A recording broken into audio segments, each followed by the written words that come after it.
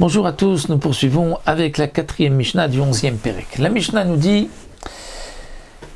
à propos de cette halakha, que nous avons vu que si le sang du Korban Khatat a touché un habit, a giclé un habit avant la Zrika, il faudra laver le sang qui se trouve sur cet habit.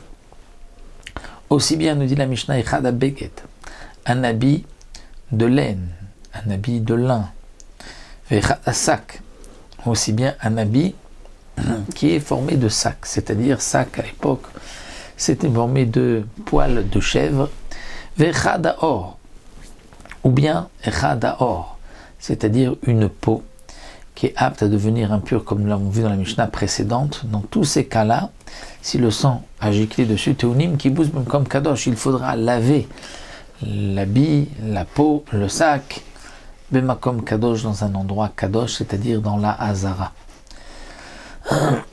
Shvirat Keli Cheretz Bemakom Kadosh, le din, que l'on doit aussi briser un ustensile en terre cuite, là où le korban a cuit, c'est aussi Bimakom Kadosh dans la Hazara. C'est-à-dire, à la suite du pasouk qui nous dit que si le sang a giclé sur un habit, il faudra laver l'habit Bimakom Kadosh, la Torah nous dit aussi que si on a fait cuire le korban avant de le manger dans un keli cheret, dans un keli en terre cuite, en argile, eh bien ce keli doit être brisé.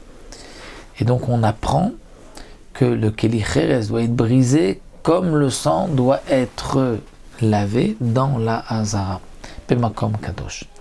Il y a aussi un autre din, Umerika veshtifa bekli nechoshet Bemakom Kadosh.